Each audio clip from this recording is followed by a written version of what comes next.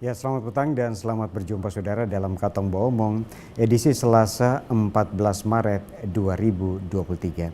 Saudara, matematika adalah pelajaran yang masih dianggap menakutkan oleh sebagian besar siswa sampai saat ini. Hal ini bisa dilihat dari masih menjadi sorotan nilai rata-rata matematika paling rendah dalam hasil ujian, baik ujian semester, ujian sekolah maupun ujian nasional. Minimnya siswa memilih ekstrakurikuler bidang matematika dengan tingkat pemahaman siswa yang masih rendah dalam belajar matematika. Pertanyaan besarnya, ada apa dengan matematika? Apa yang harus diperbaiki dalam matematika sehingga memperoleh hasil yang baik dan menjadi pelajaran yang sangat digemari oleh para siswa? Dan saudara, dalam rangka memperingati Hari Matematika Internasional yang jatuh pada hari ini 14 Maret 2023, Katong Baomong kami mengangkat topik matematika yang menyenangkan. Dan untuk membahas topik ini, saudara, telah hadir bersama saya 3 orang narasumber. Saya langsung perkenalkan saja. Yang pertama, Pendeta Joni Kilapong. Beliau adalah founder Yayasan Generasi Unggul. Pak Pendeta, selamat petang, selamat datang. Selamat petang Pak John, shalom. Ya, narasumber saya yang kedua, Miss Shirley Aprianti Jo. Beliau adalah Kepala Sekolah SD Generasi Unggul, juga guru Sempoa. Selamat petang, selamat datang. Dan narasumber saya yang ketiga, Miss Yuan. Beliau adalah mentor Sempoa, juga bernaung di SD Generasi Unggul. Jadi tiga-tiga narasumber saya yang hadir adalah dari Generasi Unggul. Oke, dan tentunya kita ingin mengetahui bagaimana metode pembelajaran di Yayasan Generasi Unggul, khususnya mungkin di SD Generasi Unggul itu sendiri. Nah, saudara, 60 menit ke depan kita akan berbicara berkaitan dengan matematika yang menyenangkan. Di awal ini saya ingin langsung ke Pak Pendeta Joni Kilapong selaku founder Yayasan Generasi Unggul. Belum banyak masyarakat Kota Kupang tahu tentang keberadaan Yayasan Generasi Unggul. Nah, bisa diceritakan kepada kita sebelum kita masuk berbicara bagaimana teknik belajar di sekolah, mungkin bisa memperkenalkan Yayasan Generasi Unggul itu sendiri. Silakan Pak Pendeta. Baik, terima kasih Pak John. Kami mendirikan ada 2. Yang pertama adalah Lembaga Pendidikan Generasi Unggul tahun 2007. Dan lembaga ini membangun namanya Bimbingan Belajar Supermed Plus. Itulah cikal bakal lahirnya metode gatif atau gampang, asik, dan kreatif, hasil kerjasama kami dengan Profesor Yohanes Surya. Lalu tahun 2009 kami membangun yang namanya Yayasan Generasi Unggul yang mendirikan 4 tingkatan, TK Generasi Unggul, SD Generasi Unggul, SMP Generasi Unggul, dan SMA Generasi Unggul. Adapun visi dan misi dari Sekolah Generasi Unggul adalah menjadi pusat pelatihan dan pembentukan karakter unggul siswa yang kuat dalam kecerdasan, iman, dan karakter. Karena kita berharap bahwa dengan memperkuat ketiga hal tadi, baik karakter, kita singkatkan dengan KIK, kecerdasan, iman, karakter, maka ini menjadi kompetensi yang komplit yang ada dalam diri anak. Nah, kalau bimbel, kita hanya memperkuat 2, matematika dan sains. Nah, data yang terbaru yang dirilis oleh Dinas Pendidikan Menengah Provinsi NTT, ketika mereka memeriksa rapor pendidikan di NTT khususnya untuk tingkat SMA dan SMK, maka kita menemukan ternyata tingkat kemampuan numerasi anak-anak SMA kita itu berada di warna kuning. Artinya apa ini? Kalau warna kuning berarti belum mencapai kompetensi dasar yang ditetapkan oleh pemerintah. Nah, kenapa? Karena memang ternyata bukan cuma dari tingkat SMA, tapi dari dasar pun sama masalahnya. Jadi masalahnya kita memiliki masalah dalam numerasi. Literasi SMA agak lumayan baik, sudah mulai hijau, tetapi kalau numerasi SMA dan SMK itu kuning, berarti ini berhubungan dengan logika. Ini berhubungan dengan kemampuan berpikir kritis, cermat, dan itu bahan dasarnya adalah matematika sebenarnya. Dan sebenarnya kalau kita lihat rilis PISA itu merilis 3 hasil. Yang pertama mata pelajaran literasi, matematika dan sains. Ternyata kita Indonesia terbawah. Kalau dari 60 cuma peringkat ke-58. Nah, itu dari tahun ke tahun sama persisnya. Artinya kita harus fokus kepada persoalan ini. Nah, berarti siswa kita tidak semuanya suka matematika sebenarnya. Makanya kami menyusun namanya metode gampang, asik dan kreatif.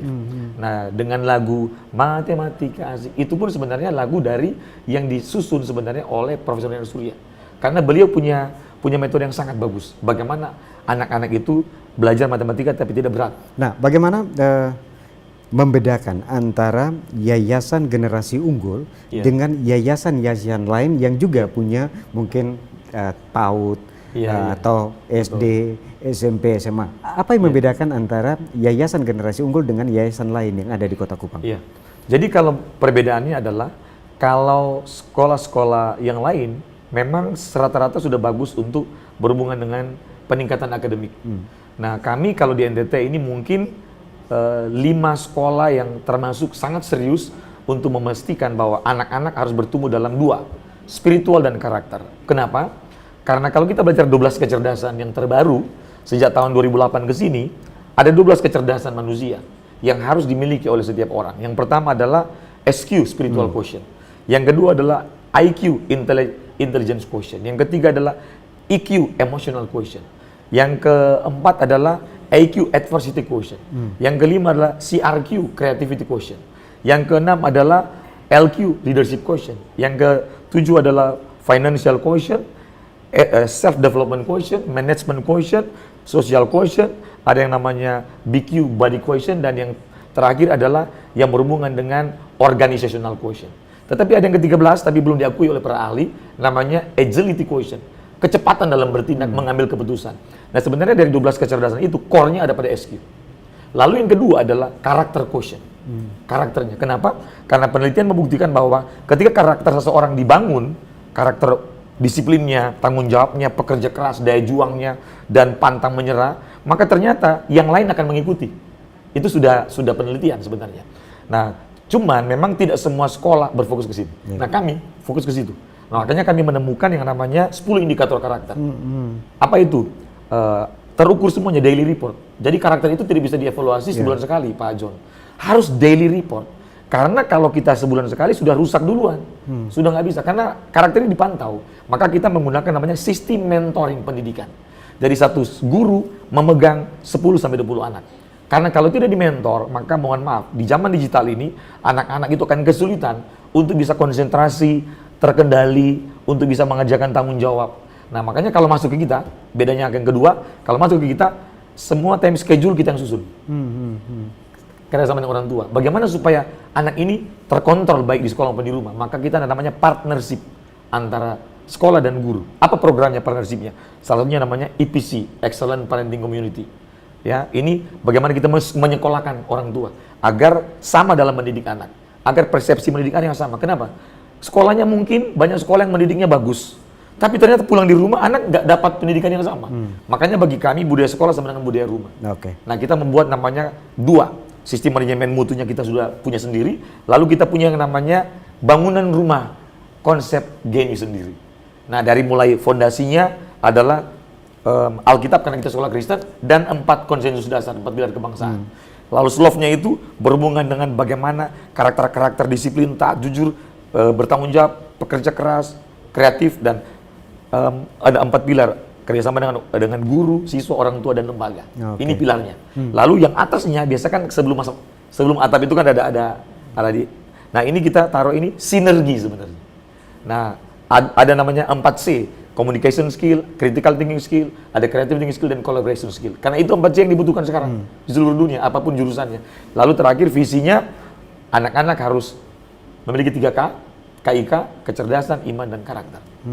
Kecerdasan, iman, dan karakter. Itu fokus kita ke situ. Saya ke Miss Shirley.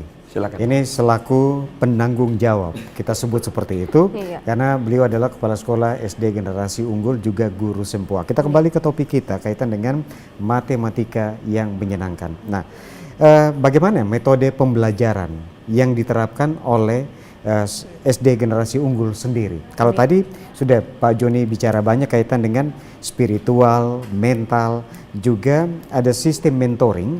Satu guru itu memegang 10 sampai dengan 12 ya, 20 siswa. Oke, bagaimana metodenya?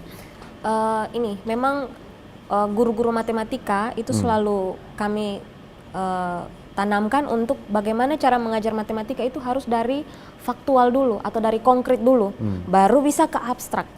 Karena anak-anak SD, level SD, itu cara berpikirnya itu harus dari yang konkret dulu, baru bisa ke abstrak. Jadi selalu starting point-nya dari situ. Kenapa matematika itu menjadi tidak menyenangkan? Karena kebanyakan itu selalu mulainya dari yang abstrak dulu. Nah ini salah. Starting point-nya Jadi harus. selama ini salah sebenarnya. Iya. kalau kita mulai dari yang abstrak, misalnya kita langsung mulai dengan angka 1 itu abstrak bagi anak-anak SD. Apalagi pelajar pemula. Maka kita harus mulai dari yang konkret dulu, menunjukkan benda yang jumlahnya 1, baru kita bisa ajarkan ke abstraknya. Jadi starting point-nya harus dari yang konkret. Begitu juga dengan pembelajaran-pembelajaran yang levelnya sudah semakin tinggi, tetap harus selalu mulai dari yang konkret dulu, baru kita ke abstraknya. Jadi titik poinnya di situ. Jadi membuat siswa untuk menyenangi pelajaran matematika yang membuat saya ketika sekolah kemarin membuat puyeng, itu metode itu dirubah jadi dari konkret baru ke abstrak. Itu yang diterapkan di SD generasi unggul. Nah, saya ingin tahu di SD generasi unggul rombelnya satu kelas itu berapa siswa sih? Rombel terbanyak itu 29 satu rombel, paling banyak. Kita kontrol supaya tidak lebih dari itu. Iya. Jadi rombelnya 29. Nah, iya, paling banyak 29 anak. Dari 29 anak, tentu kita sudah bisa petakan. Artinya bahwa Miss dan teman-teman di SD generasi unggul bisa petakan. Berapa anak sih yang berminat untuk mempelajari matematika? Ini yang paling tahu guru matematika nih. Guru matematika. Oke, saya ke Miss Yuan. Kalau sebentar, jadi Miss Yuan sebelum kita petakan, Miss Yuan guru matematika di kelas berapa? 5 dan 6, oke. Berarti ini kelas besar ya? Iya, 4, 5, dan 6, oke. Miss Yuan, 29 siswa, bisa dipetakan berapa sih siswa itu yang menyukai matematika? Kalau saya petakan seperti untuk anak-anak saya, sekitaran 18-19 orang senang belajar matematika ketika saya mengajar. Oh, 18 sampai 19. Nah, orang. Metode ini artinya bahwa ini sudah di kelas besar. Kalau tadi misalnya ke Miss Shirley katakan bahwa kita mulai dari konkret baru ke abstrak. Itu bisa diterapkan di kelas 1. Nah, untuk kelas yang besar, metode ini juga diterapkan atau seperti apa, Miss? Di kelas besar juga kita harus gunakan metode ini karena sangat baik gitu. Kayak misalnya yang kita gunakan itu tidak bisa langsung rumus. Kita berbantuan pakai alat peraga, pakai video, karena anak-anak itu tidak semuanya. Ada 3 jenis anak begini Bapak. Jadi ada yang kinestetik, ada yang audio, ada yang visual. Jadi ada anak-anak yang membutuhkan sentuhan, itu kinestetik. Jadi butuh alat peraga. Ada anak-anak yang harus dengan visual. Jadi kita dalam kelas itu ada TV. Nah, itu kita gunakan untuk menunjukkan video. Terus ada anak-anak yang audio. Makanya kami siapkan speaker juga kayak gitu. Berarti kita dapat katakan bahwa dari 29 anak per kelasnya, 18 sampai 20 anak menyukai matematika, ini sesuatu yang luar biasa. Tentu metode terbaru yang sudah diterapkan di sekolah ini sehingga anak-anak mencintai matematika. Nah, kalau misalnya saya melihat ini ada peralatan yang juga dibawa oleh dua Miss ini sudah tidak asing lagi bagi kita, ini namanya Sempoa. Tapi bagaimana cara mengoperasikannya ini tentu asing bagi saya. Nah, saya ingin kita sedikit mendemonstrasikan, mungkin Miss Shirley sebagai kepala sekolah juga guru Sempoa, Miss Yuan juga demikian, guru Sempoa. Bagaimana membuat, artinya bahwa ini saya tahu tidak diajarkan di dalam kelas, tapi ini merupakan privat. Tapi bagaimana caranya ketika mungkin ada anak-anak yang sudah privat, bagaimana caranya mereka mencintai atau cara berhitung matematika dengan Sempoa, alat Sempoa ini secara cepat, bisa didemonstrasikan? Iya, bisa. Jadi memang kita harus selalu meracuni pikiran anak bahwa belajar matematika itu gampang. Iya, salah satunya dengan metode Sempoa ini. Jadi kita mengawalinya tuh dengan pelajaran yang paling mudah dulu, yang paling simple dulu. Jadi kita memperkenalkan Sempoa ini, biji-bijinya itu kita harus memulai dari mana. Ini kan banyak nih. Kalau kita tidak tahu pasti sudah pusing. Tapi kalau kita memperkenalkan bahwa kita akan belajar dari tiang yang paling tengah, Nah, Mungkin kameranya bisa disorot lebih dekat lagi, bisa diangkat. Oke, ya. Iya. Ya, oke. Iya, dari Bisa tiang desi. yang paling tengah sini, lalu kita akan memperkenalkan juga biji-biji sempoa ini di tiang, satu tiang ini ada tiang yang di bawah dan ada tiang yang di atas. Nah, nilai dari tiap biji ini yang ada di bawah ini nilainya satu-satu, berarti ada 4 nih yang ada di bawah. Sedangkan satu yang di atas ini nilainya 5 walaupun hanya 1. Nah, nanti kita akan ajarkan cara untuk menggerakkan sempoa ini. Itu cara menggerakkannya itu hanya menggunakan 2 jari ini saja. 2 jari, Ya. oke. Oleh karena itu kenapa Nono ketika ditanya dia jarinya hanya begini-begini karena dia sudah menguasai teknik ini. Jadi cara untuk menambahkan itu jempolnya yang harus naik, ibu jarinya yang harus naik. Jadi misalnya tambah 2 ya dia harus kasih naik 2 biji sempoa ini. Kalau kurang dia menurunkan dengan jari telunjuknya gitu. Jadi ini kalau seperti ini pasti sempoanya akan turun. Misalnya kalau kita bicara dari Nono, misalnya selalu ditanya 200 ditambah 300 dikali 300 dikurangi, itu dengan cepat dia berhitung. Nah, bagaimana cara menghitung misalnya dari sempoa tadi? Misalnya saya 250 dikali 30. Secepat apa sih Miss Shirley menghitungnya menggunakan sempoa? Bisa, memang kita itu mengawali dengan tambah kurang dulu, tambah baru kurang dulu. bisa ke perkalian dan pembagian. Iya, ini dasar ya. Dasarnya harus dari tambah kurang kali baru bagi.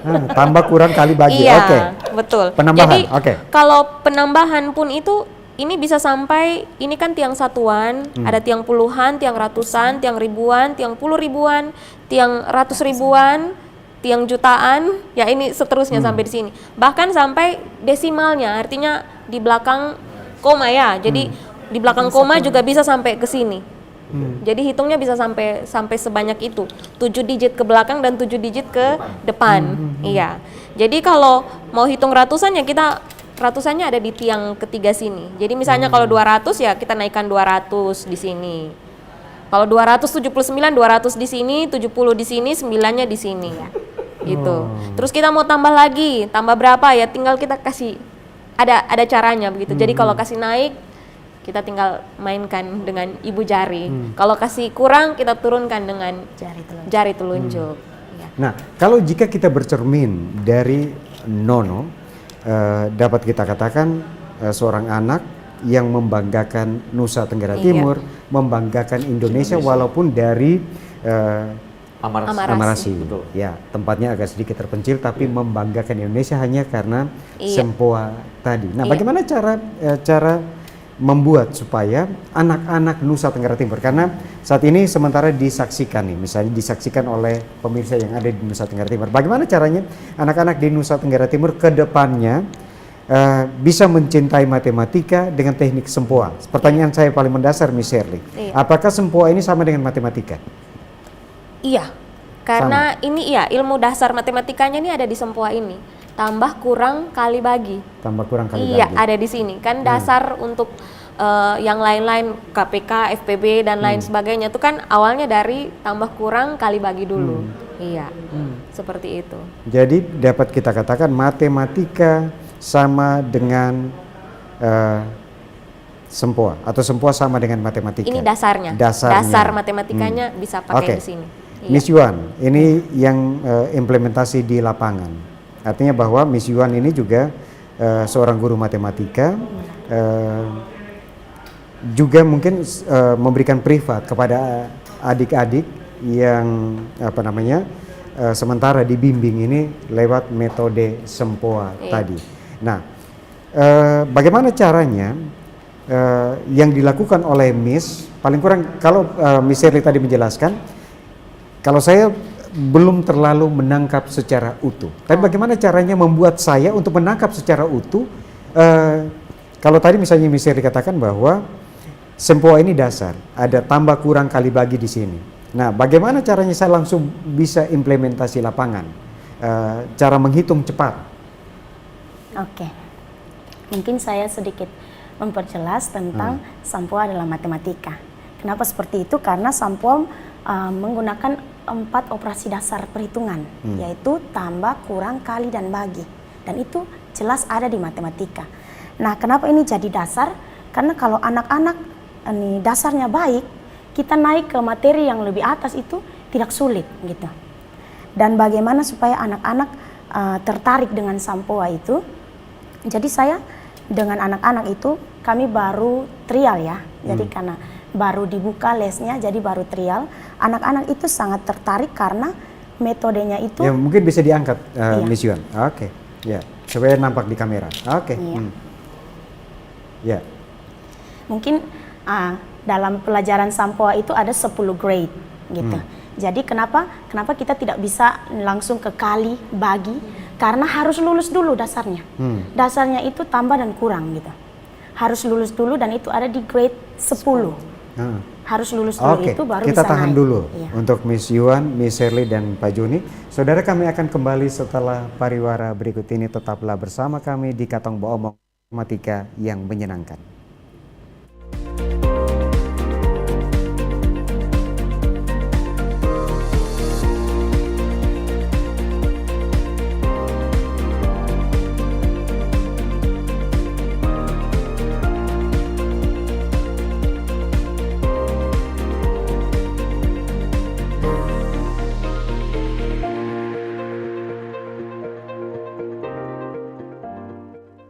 Dulu TV di rumah Inyong cuma jadi pajangan. Lah kepriben punya TV gambar nggak bisa ditonton. Beruat sampai ganti TV, ganti kabel, ganti antena, pindah tempat. Tetap baik, beruat.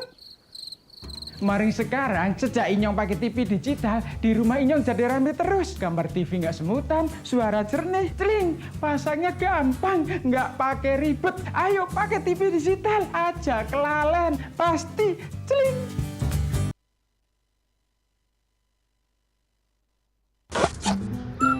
Tangan dikit. Geser lagi. Deso.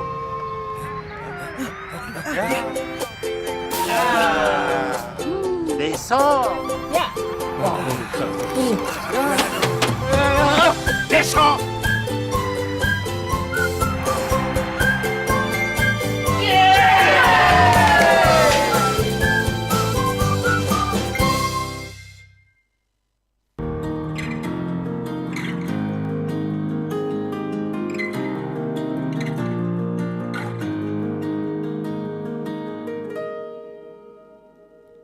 Berdiriku di sini, memandang ibu pertiwi di saat badai silih.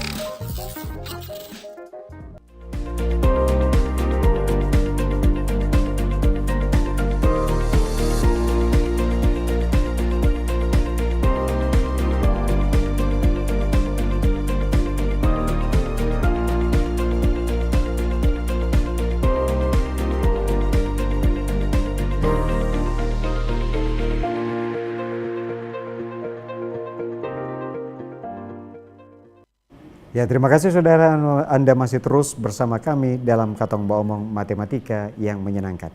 Miss Yuan, bisa dilanjutkan tadi kaitan dengan tadi Miss katakan bahwa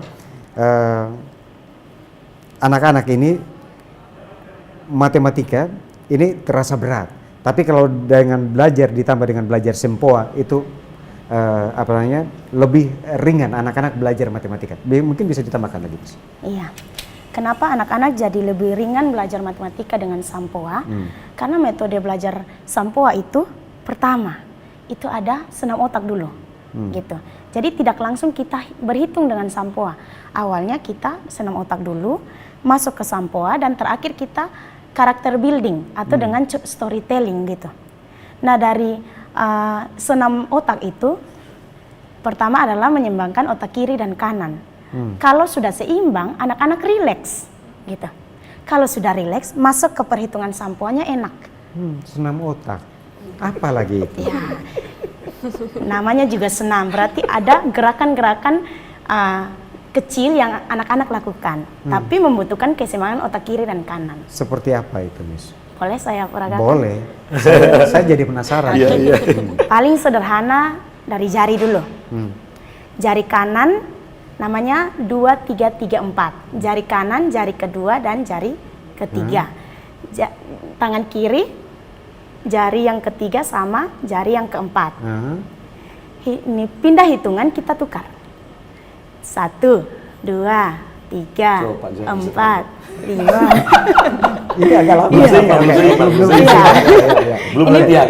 Paling sederhana dulu, kita dari sini. Ya. Gitu. Ada lagi gerakannya, banyak gitu. Jadi setiap pertemuan kita perkenalkan 1 atau 2 gerakan. Yang saya berpikir dalam benak saya, senam otak ini adalah menggerakkan kepala. Ternyata tidak, menggerakkan jari. Iya. Dan juga anggota tubuh yang lain juga ada. Dan ketika masuk ke pelajaran matematika yang dirasa sulit itu akan membantu anak-anak untuk rileks tadi. Iya, benar sekali. Dan itu diterapkan di kelas atau seperti apa, Miss? Ya, diterapkan di kelas lesnya, abakusnya. Gitu. Jadi bukan di dalam sekolah sendiri. Di sekolah kita sendiri kita punya senam namanya SMART. Iya. Iya, itu senam juga memang kita ada menyisipkan untuk senam otak dan ada gerakan-gerakan lain yang melatih fokus dan konsentrasi anak. Iya, ada gerakan-gerakan yang akan mendorong anak untuk sensori motorik mereka itu akan bagus.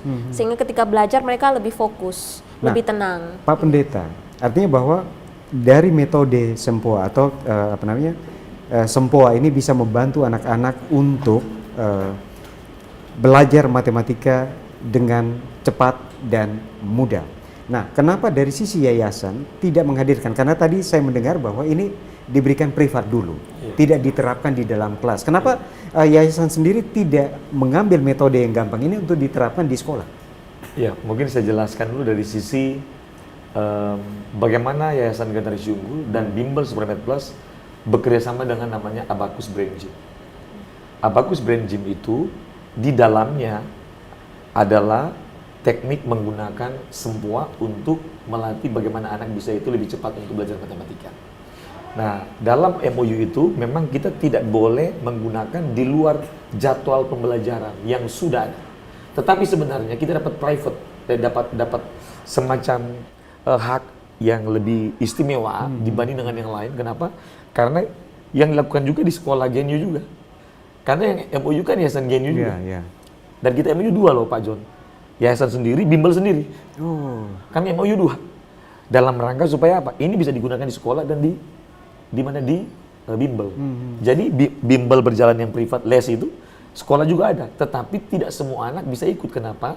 Karena ini harus daftar dan harus ada perangkat sebenarnya. Harus ada laptop. Nah, ini mungkin saya sampaikan sedikit begini. Kenapa ini tidak sekedar seperti sempoa biasa manfaatnya? Karena ini menggunakan teknologi. Nah, kelebihannya adalah dia menggunakan yang namanya software komputer dari Amerika. Jadi kenapa anak bisa lebih cepat ya? Yang kedua, dia juga punya kelebihan keunggulan yang Abacus Brain Gym. Dia juga itu punya yang namanya metode high speed listening dari Jepang. Apa itu? Nah, ini yang berhubungan dengan neuroscience. Nah, ketika anak-anak itu menggunakan teknologi ini, jadi dia ketika dia mengisi jawaban itu seperti bermain. Karena dia kan cepat tek harus cepat. Listening ada Indonesia, ada Inggris kan, dan kebanyakan Inggris. Nah, terus. Nah, ini sebenarnya kalau kita belajar brainwash itu menjawab prinsip kerja otak yang namanya moving picture. Tapi kalau ini kan bukan moving picture, tapi ini adalah words demi words, tek cepat sekali. Nah, anak itu pasti akan diikut terus. Nah, lalu juga ada keunggulannya dari sisi yang berhubungan dengan karakter building. Nah, lalu keunggulan yang lain, dia memiliki IQ makin tinggi. Kenapa? Karena di depan kita ini ada namanya prefrontal cortex yang 5 fungsinya. Belajar, analisa, memutuskan, mengevaluasi, dan dia mengambil keputusan. Nah, salah satu yang ada di sini ada namanya curiosity, keingintahuan. Nah, dengan belajar ini, dia akan makin punya keingintahuan tinggi sekali. Makanya semua ilmuwan punya curiosity lebih tinggi daripada manusia biasa. Nah, ini dengan metode ini sebenarnya. Nah, lalu apa hubungannya dengan neuroscience? Kenapa anak jadi suka? Nah, otak kiri kita memiliki keterbatasan dalam hal pertama untuk penyimpanan memori. Dia hanya short term, Pak. Penyimpanan jangka pendek. Dan dia punya kemampuan untuk menjangkau terbatas. Tuhan memberikan otak kanan. Otak kanan ini seperti begini, Pak. Kayak multivitamin. Kayak turbo, nano, mempercepat. Nah, ternyata menurut para ahli neuroscience, ketika anak itu menggunakan otak kanan secara seimbang dengan otak kiri, maka kemampuan berpikir, menganalisa, critical thinkingnya, creative thinkingnya dia itu ditunjang oleh kemampuan otak kanan, dia meningkat 20.000 kali lebih cerdas. Makanya jangan heran kalau Nono seperti itu. Padahal Nono sebenarnya baru sampai grade 8, betul ya? Grade-nya Nono itu masih panjang, Pak. Tapi sudah begitu kan, gilanya kan? Nah, apalagi kalau dia grade 7, 6 sampai kan paling tinggi grade 1. Nah, paling dasar itu grade 10. Nah, karena apa? Karena ada metode yang memang tidak ada di metode yang lain. Oke. Nah, Miss Shirley, dari usia berapa sebaiknya anak-anak ini kita perkenalkan dengan pembelajaran matematika dengan metode Sempoa ini? Untuk metode Sempoa ini dari anak usia 4 tahun sudah bisa belajar. 4 tahun sudah bisa 4 belajar? tahun sudah bisa. Kami sudah menangani ada 2 anak umur 4 tahun sudah ikut les abakus. Iya. Dan bisa sampai usia 99 tahun asal masih hidup, Pak. Sampai 99 tahun. Iya, saya juga. Masih bisa belajar. Saya bisa mencintai Dengan data ya. Ya. Iya. Jadi 4 sampai 99 Iya, tahun betul. itu masih bisa apa namanya? Belajar menggunakan teknik Sempoa Iya. tadi. Betul. Nah, kalau misalnya tadi ketika kita iklan, saya mendengar bahwa Miss ini dasarnya bukan guru matematika, tapi Iya. basicnya adalah teologi. Kok bisa kuasai Sempoa? Karena sebenarnya tidak susah, Pak. Tidak susah. Tidak susah. Ketika kita belajar ini ternyata mudah. Dan kita selalu ada rasa penasaran. Ini setelah ini kita mau ke tingkat yang lebih tinggi seperti apa lagi? Membutuhkan waktu berapa lama sampai Miss mahir? Kami di training selama 3 hari. Kok cuma 3 hari? Iya. 3 hari dan sudah lolos sampai grade 8. Berarti setara Nono. Sudah. Iya, Paling kurang kan setara tadi Nono. grade Iya. 8, Nono Betul. grade 8. Iya. Berarti Miss Shirley setara Nono. Nono itu karena dia sudah latihannya sudah sangat Soalnya banyak. sudah Soalnya dia 100 sudah berapa? Iya. 152.000 ya. Iya. Iya, 152.000 soal dia sudah kerjakan. Anak itu kan tekun sekali. Mereka baru 3 hari. Iya, kita baru 3 hari. Memang kita sudah diajarkan sampai ke pembagian dengan gampang sebenarnya. cara ini. Gampang Pak. Karena cuma 3 Iya. hari. Saya jadi penasaran memang. Nah, Miss Shirley, artinya bahwa kalau kita bicara, mungkin di awal tadi saya juga sudah katakan bahwa kalau bicara matematika tidak semua anak suka. Pasti orang akan bilang mumet lah. Iya. Apalagi misalnya ketika pandemi COVID kemarin, orang tua harus memberikan pelajaran tambahan bagi anak, dan yang paling susah saya rasakan adalah matematika itu sendiri. Saya harus mencari bantuan ke tempat yang lain bagaimana mengerjakan soal ini. Nah, khusus di ruang kelas, bagaimana dapat meringankan hambatan mental anak ketika mereka menghadapi pelajaran matematika? Bagaimana caranya? Itu dia, ada berbagai teknik yang guru perlu lakukan. Ya, jadi selain matematika itu kalau bisa dengan cara bermain, dengan cara yang menyenangkan, ada media-media yang bisa digunakan juga sehingga anak itu tertarik untuk belajar matematika. Dan memang seperti tadi Pak bilang bahwa anak-anak sampai ke level yang tinggi kok jadi mumet begitu karena dasarnya ditambah, kurang, kali dan bagi itu terhambat di sini. Ini hambatannya di sini. Nah, ini yang dasar ini harus selesai nih. Khususnya di perkalian biasanya nih. Di perkalian, konsep perkalian nih biasanya nih ini susahnya di sini nih. Nah, ini kita sudah menemukan teknik-tekniknya begitu untuk anak-anak.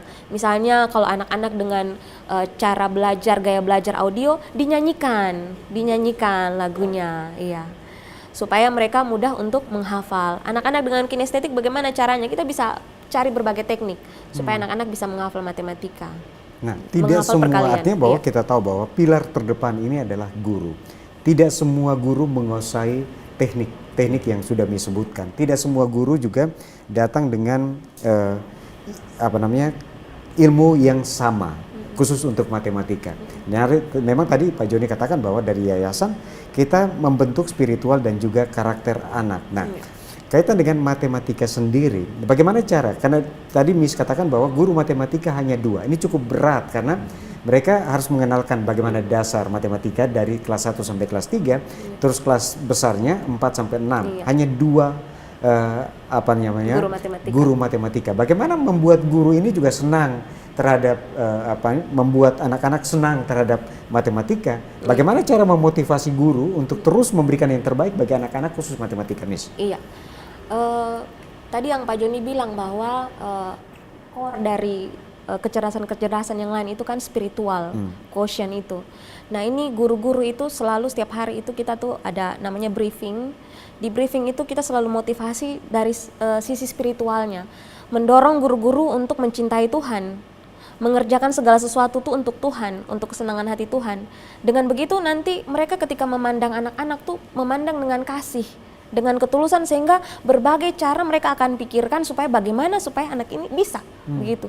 Jadi walaupun keterbatasan misalnya alat peraganya kurang, mereka harus buat bagaimana nih? Mereka berkreasi sendiri, menemukan sendiri, karena secara spiritual mereka tuh diisi. Karena mereka diisi untuk mencintai Tuhan, mengasihi Tuhan dengan cara seperti itu, akhirnya mereka memandang anak-anak tuh dengan penuh kasih begitu. Bagaimana anak-anak ini supaya bisa? Jadi mereka frustasi kalau misalnya anak-anak tidak bisa begitu. Yang frustasinya gurunya, iya, bukan frustasinya anak-anaknya. gurunya frustasi. Iya. Nah, kalau tadi dengan 2 guru matematika, apakah ada perhatian lebih dari sisi yayasan, Pak? Iya, terima kasih Pak Jon. Jadi saya jelaskan dulu. Jadi sebenarnya yang sudah di training untuk Abacus Brain Gym ini semua guru kami, Pak. Oh, semua guru. Dari TK sampai SMA, dan itu privilege buat kami. Harusnya tidak bisa begitu kan? Tapi ketika saya dealing dengan yang foundernya Abacus ini kan teman saya di Indonesia, saya bilang visi misi sekolah kami begini. Kalau saya mau semua guru itu harus tahu sehingga anak tertolong, karena mimpi kita banyak nono harus dilahirkan dari NTT. Karena sebenarnya NTT ini banyak anak-anak seperti nono, tapi tidak punya guru yang bisa membimbing, tidak punya kesempatan untuk bisa mendapatkan akses yang sama, tidak mendapatkan metode pembelajaran matematika yang menyenangkan, sehingga mereka itu punya potensi tidak berkembang. Makanya waktu di MOU itu semua guru saya diwajibkan itu, boleh Pak, dan sudah training 3 hari semua guru Pak. Semua guru, staf administrasi pun ikut Pak. Karena semua orang bisa sebenarnya. Kan dari usia 4 sampai 99 tahun bisa. Nono mengalahkan bukan usia dia Pak. Nono mengalahkan segala usia sebenarnya. Karena pesertanya dari seluruh dunia itu semua usia Pak. Iya. Jadi semua guru kita sudah training. Bisa. Nah, Miss Yuan, apakah ada pengaruh? Artinya bahwa yang langsung berhadapan dengan siswa ini adalah Miss Yuan dan teman yang satunya lagi. Nah, apakah ada pengaruh penggunaan media Sempoa terhadap hasil belajar para siswa? Misalnya kita bicara ini kan privat nih, masih privat dulu, belum diterapkan di kelas. Tapi paling kurang dari yang melakukan privat ini rata-rata dari generasi unggul juga, atau ada dari sekolah lain? Rata-rata dari generasi unggul. Ada 2. Kalau sekolah siswanya sekolah GNU, kalau bimbel itu dari luar sekolah GNU. Jadi kita bagi 2, nggak campur. Nah, khusus untuk GNU sendiri. Apakah metode Sempoa ini juga bisa kita bisa ukur apakah ada kemajuan siswa tidak dalam mengerjakan soal-soal matematika? Oke, baik. Jadi mungkin saya berbagi. Saya punya anak itu ternyata sudah pernah les Sempoa. Dan anaknya sangat pintar, Bapak. Bukan hanya di matematika. Semua pelajaran. Salah satu anaknya nama Ceski, Iya. Jadi karena memang utama kita belajar Sempoa itu bukan untuk hitung cepat, itu bonus. Utamanya Kita berikan stressing iya. itu dulu. Iya. Jadi Itu kita bonus. belajar Sempoa bukan untuk menghitung cepat, Iya. tapi ini merupakan bonus. Bonus. Oke, Iya. silakan Miss. Tujuan utamanya adalah menyeimbangkan otak kiri dan kanan, gitu. Bayangkan kalau otak kita sudah seimbang gitu, mau perhitungan, mau seni dan lain itu bisa semua. Jadi itu adalah salah satu hal yang memang itu juga memotivasi saya sebagai guru. Gitu. Mungkin saya tambahkan sedikit. Jadi manfaat dan keunggulannya banyak sekali. Iya. Jadi perhitungan cepat hanya bonus saja untuk belajar Sempoa dari metode Abacus Brain Gym ini yang kita ajarkan. Nah yang pertama Pak, itu dia memiliki EQ, emotional quotient-nya bagus. Yang kedua, IQ-nya meningkat cepat. Yang ketiga, adversity quotient-nya juga meningkat. Adversity quotient itu adalah beda dengan EQ. EQ itu adalah kemampuan berhubungan dengan orang, berkomunikasi dengan orang, berelasi. Sedangkan EQ itu adalah kemampuan untuk mengatasi kesulitan, mengatasi tantangan. Lalu ada namanya MQ, moral quotient. Dia meningkat, dia menghargai orang juga. Lalu berikutnya, deep concentration. Jadi dia punya konsentrasi makin tinggi. Nah kalau anak nggak konsentrasi, susah belajar nanti. Iya. Lalu berikutnya, dia punya strong memory. Dia punya memori itu luar biasa Pak, untuk bisa menangkap cepat dan menyimpan. Lalu intuitive imagination. Nah, kalau kita bicara intuitive imagination, kita tahu yang namanya modes of learning theory Pak. Ada 3 level pembelajaran. Ada namanya single loop learning, ada namanya double loop learning, ada namanya triple loop learning. Single loop learning, double loop learning ini kan paling bawah. Single itu adalah untuk memahami apa pengetahuan itu, what semua. Sedangkan yang di double loop learning, dia hanya bagaimana mengapply pengetahuan yang dipelajari di single loop learning. Tapi jarang orang masuk ke triple loop learning. Nah, triple loop learning itu sudah masuk kepada wisdom, intuition, imagination. Nah, itu harus 3 Pak, kognitif, afektif, motorik harus dilibatkan. Nah, ini terlibat 3-tiganya. Dilibatkan rata-rata pembelajaran kita di Indonesia tidak melibatkan 3-tiganya. Nah, makanya hanya sampai di paling tinggi double loop learning. Hanya sampai di modes Pak. Jadi di middle higher di middle order thinking skill, bukan di higher order thinking skill, di HOTS. Nah, itu kan kasihan sekali. Sedangkan ini Pak Joni, Ibu Miss Shirley dan Miss Yuan, kita artinya bahwa kita sudah mendapatkan banyak informasi kaitan dengan metode pembelajaran di Yayasan Kristen Generasi Unggul sendiri. Bahwa di sini kita dapat katakan bahwa di SD khususnya itu lebih banyak anak-anak mencintai matematika karena metode pembelajaran yang diterapkan sedikit berbeda. Kita berkeinginan bahwa Nusa Tenggara Timur atau Kota Kupang ini akan menciptakan nono-nono yang lain, bukan hanya dari generasi unggul. Nah, bagaimana caranya Pak Pendeta memotivasi, taruhlah kalau misalnya dari yayasan saya tidak terlalu ini, tapi misalnya memotivasi sekolah-sekolah yang lain yang ada di Kota Kupang, yang ada di Nusa Tenggara Timur untuk menciptakan metode pembelajaran matematika yang menyenangkan gitu. Mungkin saya mulai dari data dan fakta NTT dulu ya. Kalau kita melihat NTT ini punya sumber daya alam yang sangat banyak. Kalau punya sumber daya alam yang sangat banyak, maka tidak ada cara lain. Kita harus melahirkan para ilmuwan banyak yang berhubungan dengan kemampuan numerasinya harus tinggi. Kalau misalnya numerasinya rendah, nggak mungkin kita lahirkan ilmuwan. Dan tidak mungkin kita bisa mengelola sumber daya alam ini. Sedangkan semua sumber daya alam dikelola oleh ilmuwan semua rata-rata. Dia harus punya kemampuan numerasi yang bagus. Makanya kan literasi data, literasi numerasi ini kan numerasi ini kan yang sangat dibutuhkan Pak sekarang. Nah, dasarnya apa? Matematika. Caranya gimana? Nah, pertama adalah semua harus berfokus bagaimana setiap sekolah dan orang tua harus mulai rubah mindsetnya. Tidak boleh menganggap matematika itu susah. Karena bagi kami, filosofi pembelajaran kami, tidak ada pelajaran yang terlalu sulit, yang ada guru yang mempersulit. Yang kedua, tidak ada pelajaran yang membosankan, yang ada guru yang membosankan. Yang ketiga, Tidak ada pelajaran yang terlalu berat, yang ada guru yang memperberat. Nah makanya ketika kita mentraining guru-guru matematika, kita harus menciptakan figur dulu baru matematika. Guru matematika itu harus kelihatan dari figurnya, casingnya harus bagus Pak. Nggak boleh langsung kelihatan serius banget, pakai mistar. Anak-anak langsung keringat dingin kan, pengen ke pipis, pengen ke toilet, ya kan? Nah jadi figur guru kita rubah, makanya kita sering training guru-gurunya Pak. Jadi kita training guru nggak main-main Pak, rubah dulu figur guru. Nah lalu kita rubah dari fixed mindset ke growth mindset. Artinya mental blocknya dihancurkan dulu, maka ada trainingnya. Nah lalu kita ajarkan bagaimana kamu mengajar sesuai prinsip kerja otak. Nah supaya apa? Anak mengerti, oh ternyata menangkapnya dengan benar atau dengan terakomodir semua gaya belajar. Baik auditorik, kinestetik, dan visual. Karena semua ini harus diakomodir semua. Supaya anak-anak itu merasa, oh ini dunianya. Jangan cuma auditori yang diakomodir, tapi anak kinestetik nggak diakomodir. Nah makanya coba lihat, anak-anak yang visual Pak, dia kalau cuman pembelajaran gurunya cuma sampai menyentuh otak kiri, dia itu cenderung langsung menggambar Pak. Karena otak kanannya nganggur Pak. Nah di kami ajarkan bagaimana bikin ice breaking dulu. Ada games, ada nyanyi, ada quiz. Dan itu diharapkan supaya dapat dicontoh oleh sekolah-sekolah yang lain. Dan kita berbagi Pak, kita berbagi gratis Pak. Makanya kita sudah membina kurang lebih 96 sekolah di seluruh Indonesia. Pembinaan kami gratis, tidak bayar Pak. Siapa yang mau saja. Nah, 96 sekolah di Indonesia. Di Nusa Tenggara Timur ada berapa? Paling banyak. Paling banyak. Oke, itu yang daerah kita. Dan Pak Gub memang sudah percayakan kami untuk membina sebenarnya SMA SMK se-NTT. Cuma kan tidak bisa semua. Maka Pak Gub pilih sekolah-sekolah yang pilihan untuk jadikan role sekolah model. Nanti ini mengimbas kepada sekolah-sekolah lain. Nah, ini ada 12 sekolah sekarang.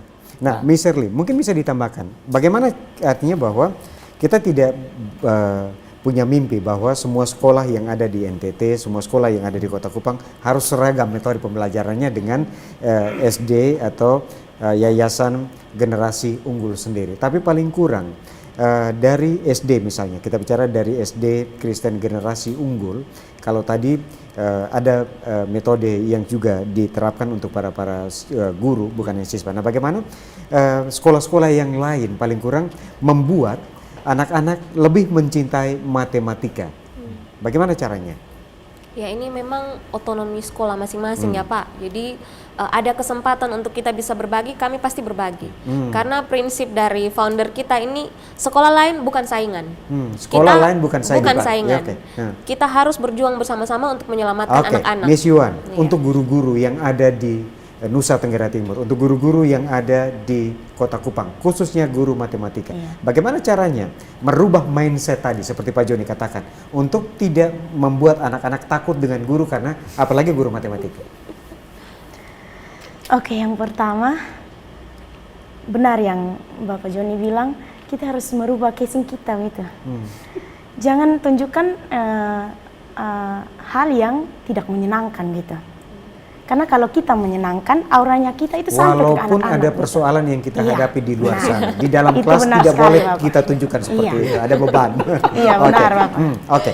Tentunya saya ucapkan terima kasih untuk Pak Pendeta Joni Kilapong, founder Yayasan Generasi Unggul. Saya juga ucapkan terima kasih untuk Miss Shirley Apriantijo, Kepala Sekolah SD Generasi Unggul, juga guru Sempoa. Miss Yuan, mentor Sempoa, juga guru kelas SD Kristen Generasi Unggul. Tentunya terima kasih sudah berbagi. Kita sangat harapkan dengan pembicaraan kita lewat Katong Bawa Omong, matematika yang menyenangkan ini paling kurang ini bisa menolong anak-anak kita. Dan untuk guru-guru kita, mungkin kita merubah mindset kita kaitan dengan proses belajar mengajar di kelas, sehingga anak-anak kita di Nusa Tenggara Timur, anak-anak kita di Kota Kupang lebih mencintai matematika seperti tema kita dalam peringatan Hari Matematika Internasional hari ini, matematika yang menyenangkan, tidak sesuatu yang sulit. Saudara, demikian perbincangan kami. Atas nama kerabat kerja yang bertugas, kami ucapkan terima kasih, selamat malam dan sampai jumpa.